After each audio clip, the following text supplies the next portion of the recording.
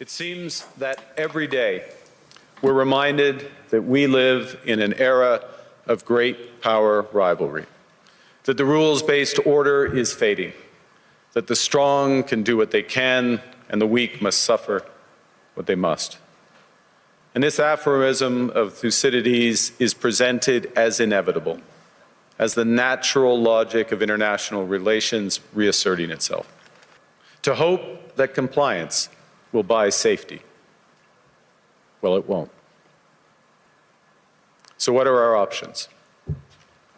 Over the past 2 decades, a series of crises in finance, health, energy, and geopolitics have laid bare the risks of extreme global integration. But more recently, great powers have begun using economic integration as weapons. Tariffs as leverage, financial infrastructure as coercion, supply chains as vulnerabilities to be exploited. You cannot live within the lie of mutual benefit through integration when integration becomes the source of your subordination.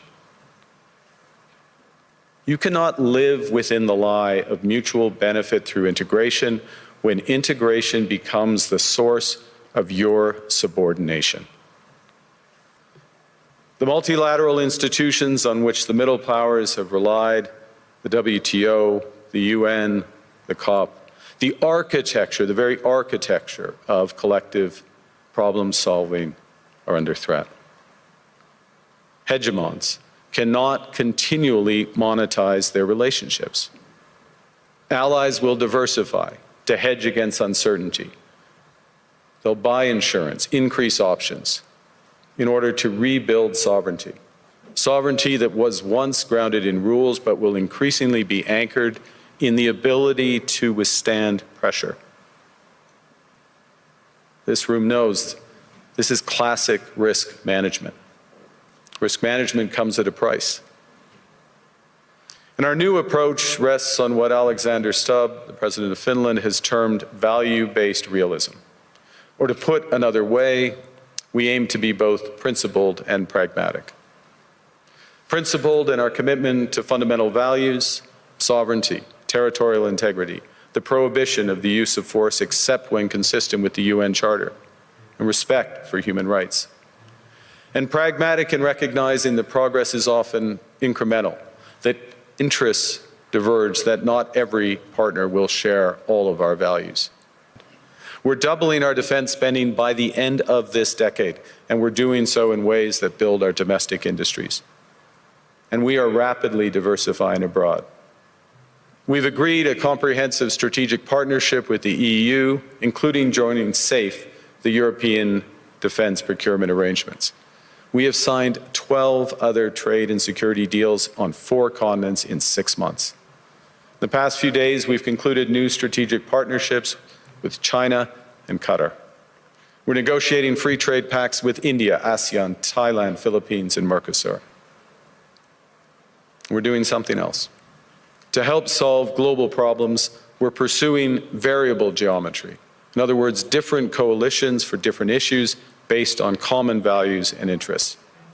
So on Ukraine, we're a core member of the Coalition of the Willing and one of the largest per capita contributors to its defense and security. Our commitment to NATO's Article 5 is unwavering. So we're working with our NATO allies, including the Nordic-Baltic 8, to further secure the alliance's northern and western flanks, including through Canada's unprecedented investments in over-the-horizon radar, in submarines, in aircraft, and boots on the ground.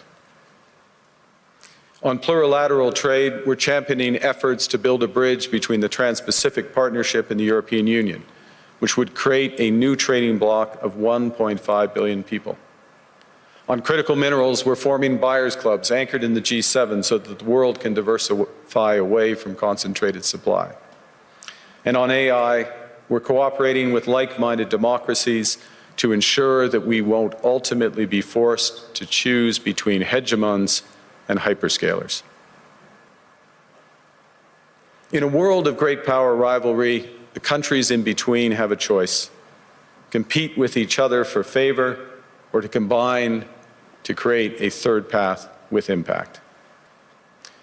Which brings me back to Havel. What does it mean for middle powers to live the truth? Well, first, it means naming reality. Stop invoking rules-based international order as though it still functions as advertised. Call it what it is, a system of intensifying great power rivalry where the most powerful pursue their interests using economic integration as coercion. Rather than waiting for the old order to be restored, it means creating institutions and agreements that function as described. And it means reducing the leverage that enables coercion. That's building a strong domestic economy. It should be every government's immediate priority. And diversification internationally is not just economic prudence, it's a material foundation for honest foreign policy, because countries earn the right to principled stands by reducing their vulnerability to retaliation. And we have something else. We have a recognition of what's happening and a determination to act accordingly. We understand that this rupture calls for more than adaptation. It calls for honesty about the world as it is. We are taking the sign out of the window. We know the old order is not coming back. We shouldn't mourn it. Nostalgia is not a strategy. But we believe that from the fracture, we can build something bigger, better, stronger, more just. This is the task of the middle powers. The countries that have the most to lose from a world of fortresses and a most to gain from genuine cooperation. The powerful have their power. But we have something too.